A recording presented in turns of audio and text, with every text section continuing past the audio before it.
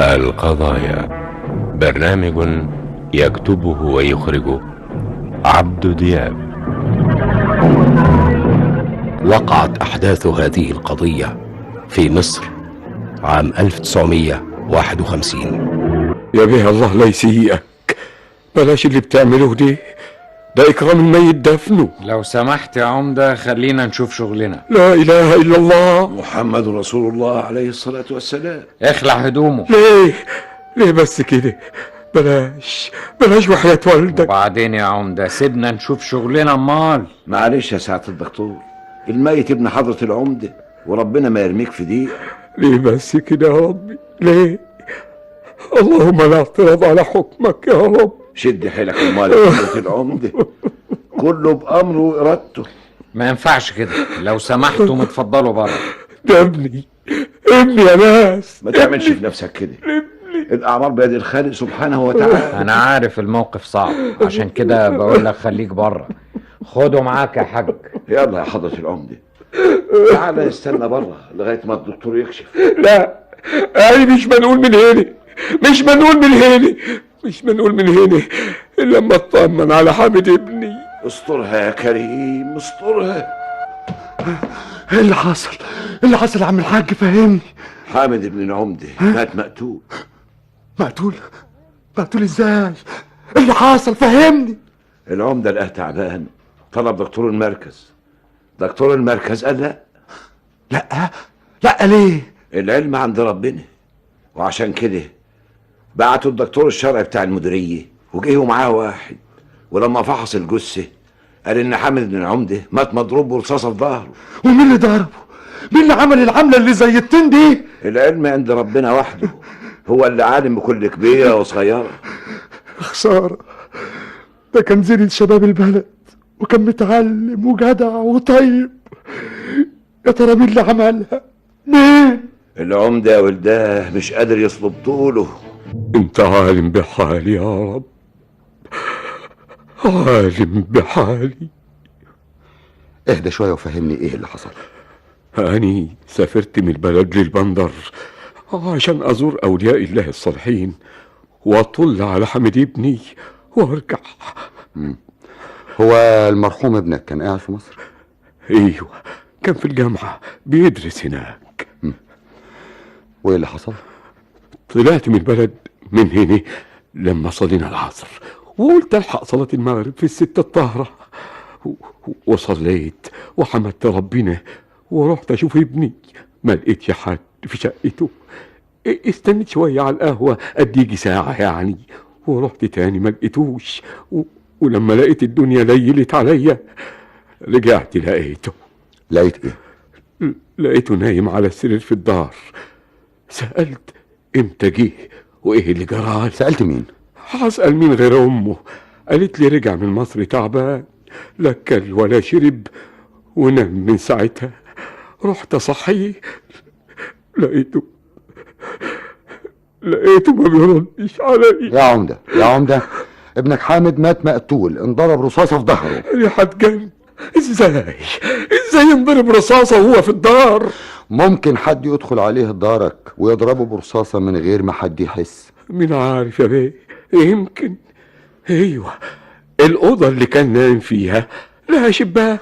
يعني حد دخل عليه من الشباك وقتله وهو نايم؟ اعمل معروف يا سعادة البيه، ما تزودش النار اللي في قلبي.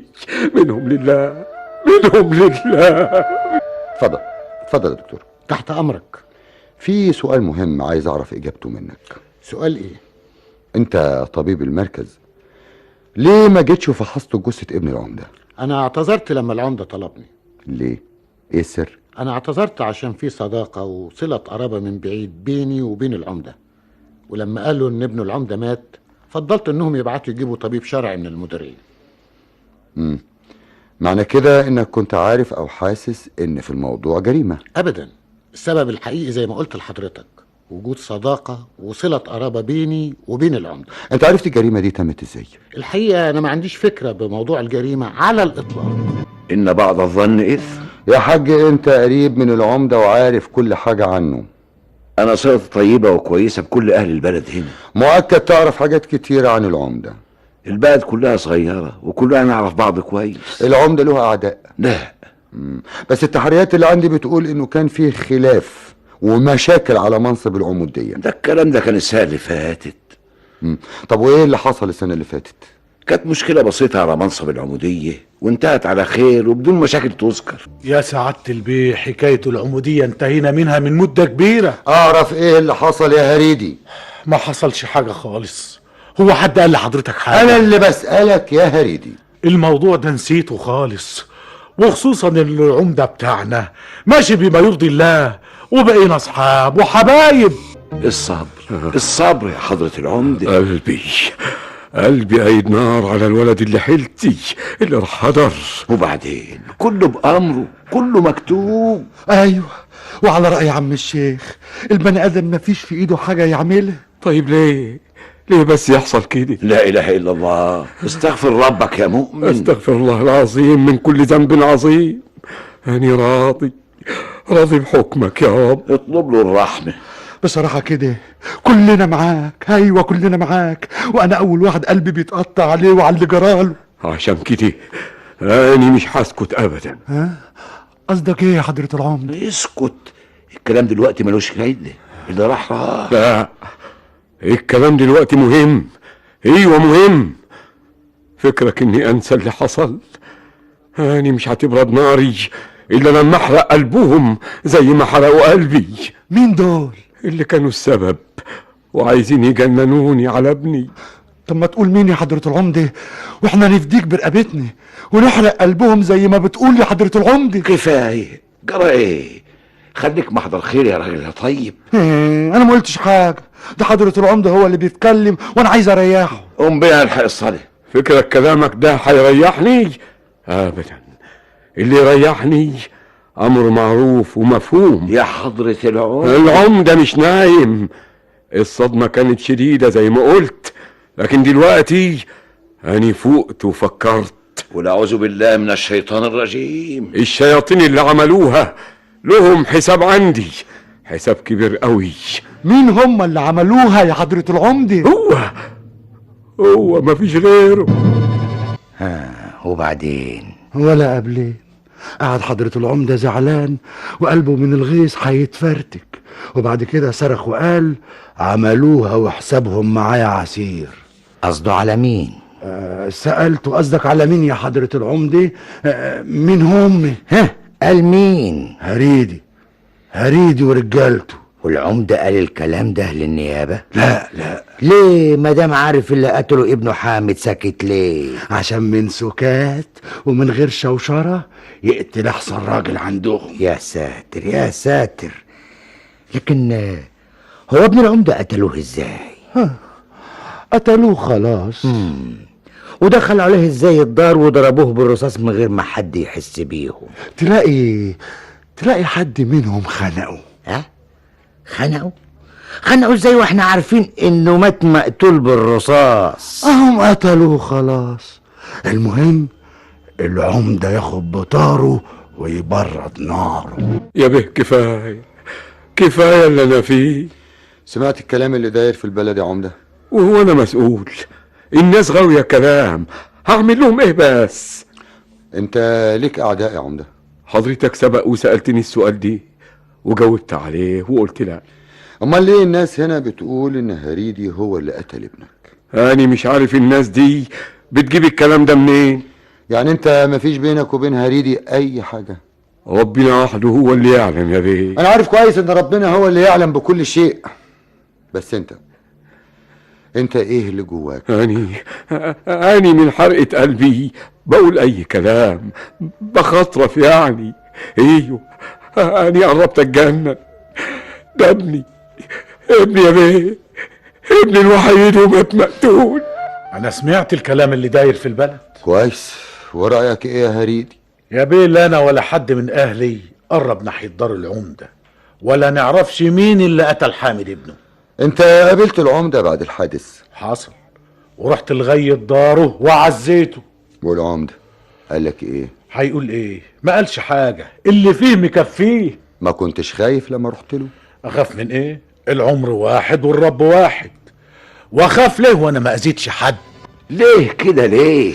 زعلان مني ليه بس يا عم الشيخ؟ محدش كان حاضر معايا عند العمدة وهو بيتكلم غيرك انت. وانا ما قلتش حاجة خالص. ايه يبقى مفيش غيرها بقى اللي قلت عشان املى النفوس شر واقومها حريق. يا عم الشيخ، يا عم الشيخ، مش جايز العمدة قال الكلام ده لناس تانية؟ اسمع يا ابني، اللي بتعمله ده غلط.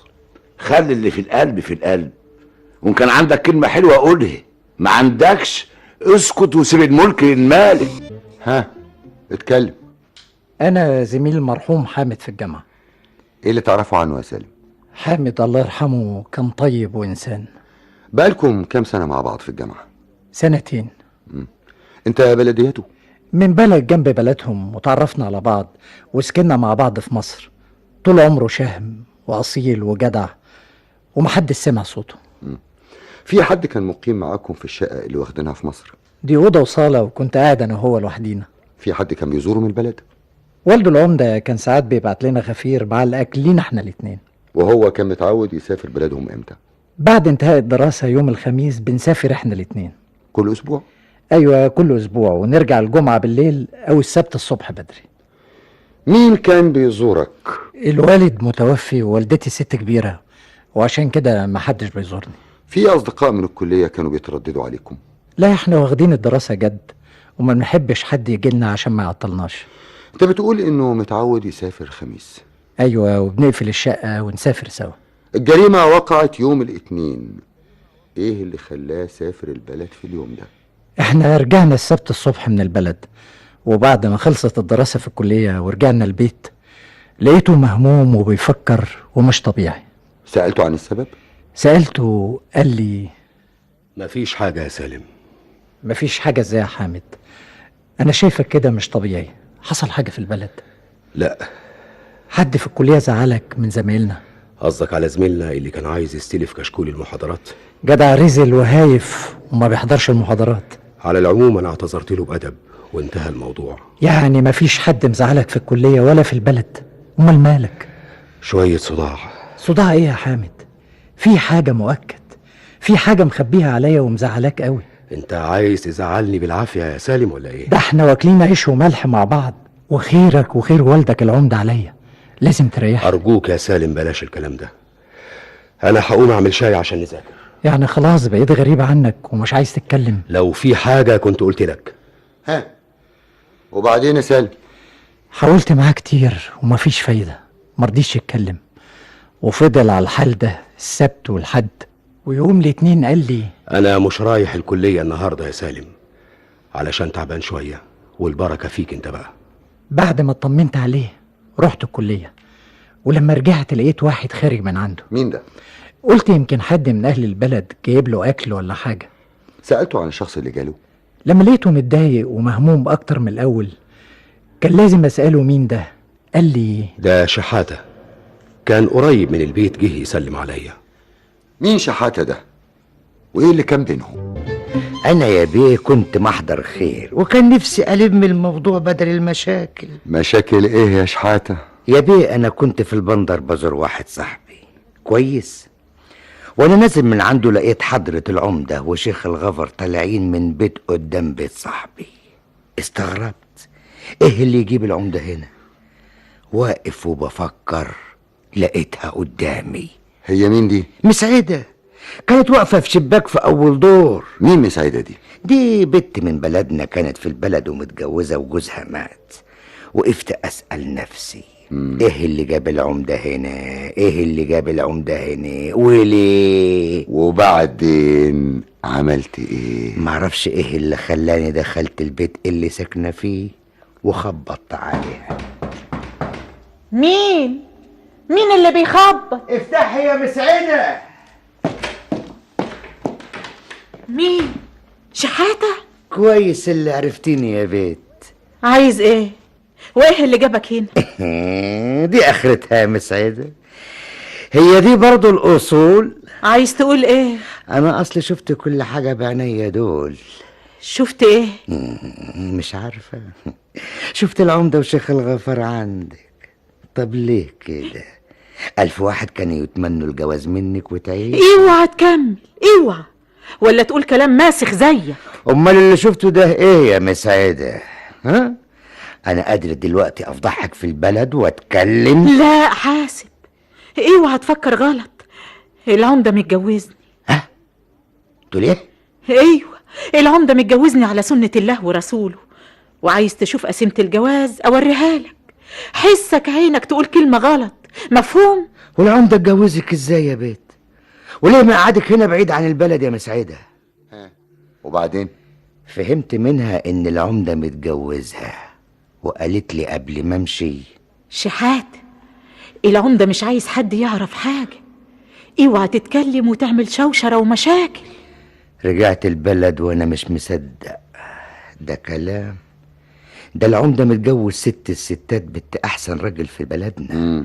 ومسعدة دي بنت ما تستاهلش حاجة، يتجوزها العمدة ازاي وليه؟ وعملت ايه بعد كده يا شحاتة؟ قابلت حامد ابن العمدة، كنت بين نارين، اقول له على اللي عمله ابوه في السر ولا ما اقولش. اتصرفت ازاي؟ لقيت نفسي بتكلم معاه. شحاتة، مؤكد في حاجة عاوز تقولها لي. ربنا يسترها معاك ويحرسك لشبابك، ده انت غالي وطول عمرك راجل جدع. عشان كده انا خايف عليك. مش فاهم حاجة يا شحاتة. بصراحة كده انا مش عارف اقول لك ايه، بس انت راجل عاقل وممكن تنهي المشكلة دي، ويا دار ما دخلك شر. مشكلة ايه؟ بقول ايه، تحلف لي بوحياة الوالدة الغالية الكلام ده يكون سر بيننا وبين بعض. من غير ما احلف، انت عارفني كويس. عارفك وفاهمك وفاهم اخلاقك، عشان كده هقول لك وربنا معاك. قول. الوالد حضرة العمدة. ماله؟ عارف البت اللي اسمها مسعدة؟ ايوه. البت اللي طفشت من بلدنا بقالها مدة كده، ولا حد سأل عنها ولا حد عبرها. عارفها كويس. ايه اخبارها ايه؟ الوالد حضرة العمدة اتجوزها. ايه بتقول ايه؟ عارف انك مش هتصدقني، لكن انا عرفت عنوانها وقالت لي بعضمة لسانها انها متجوزة ابوك العمدة. وايه اللي حصل بعد كده يا شحاتة؟ حامد يا ولداه ما كانش مصدق وطلب مني عنوانها. قلت له معرفوش، لكن ممكن اوديك ليها. ورحت معاه عند مسعدة؟ اتفقت معاه يا بيه اجيله يوم الاثنين مصر واخده الصبحية واروح معاه لغاية عندها. لكن بالصراحة كده انا خفت العمدة يشوفني ولا يحصل حاجة، ما خلاص. رحت سألت على عنوانها وكتبته في ورقة وخدت بعضي ورحت لحامد. ايه اللي اخرك يا شحاتة لحد دلوقتي؟ العنوان اهو، وتصرف انت بمعرفتك وانا راجع البلد. بس انت قلت هتروح معايا المسعدة. احسن حد يشوفني هناك، وحضرة العمدة ابوك صعب وانا مش قده. العنوان عندك، فتك بعافية. وحصل ايه بعد كده يا شحاتة؟ معرفش يا بيه، ما انا رجعت البلد ومعرفتش حاجة من اللي حصل. الله يسترها معاك يا بيه، ده كده يبقى موت وخراب ديار. قصدك ايه يا عمدة؟ لو حد عرف اني متجوز مسعدة مش هخلص من اهل مراتي، لها اخ جديد وقلبه قاسي، ولو عرف حاجة زي دي مش هيسكت، هيطخني قدام الناس كلها ومحدش هيقدر يفتح بقه. يعني انت اتجوزت مسعدة في السر عشان خايف من اهل مراتك؟ هي غلطة وحصلت. وفين مسعدة؟ بقالي مدة ما شفتهاش، وكمان خلاص اني هطلقها وراضيها. هو بعد اللي حصل لابني حامد هستمر في الغلط تاني؟ حامد ابنك كان يعرف انك انت متجوز؟ لا ما حدش يعرف، لكن حضرتك عرفت ازاي بحكاية مسعدة؟ مش مهم دلوقتي يا حاج. يا بيه الله لا يسيئك، بلاش كلام عن الموضوع ده، لو حد عرف هتكون نهايتي. حاضر يا عمدة، حاضر، بس عايزك تكون صريح معايا. حاضر، أني تحت أمرك. كنت بتروح لمسعدة لوحدك ولا معاك حد؟ لا، لوحدي.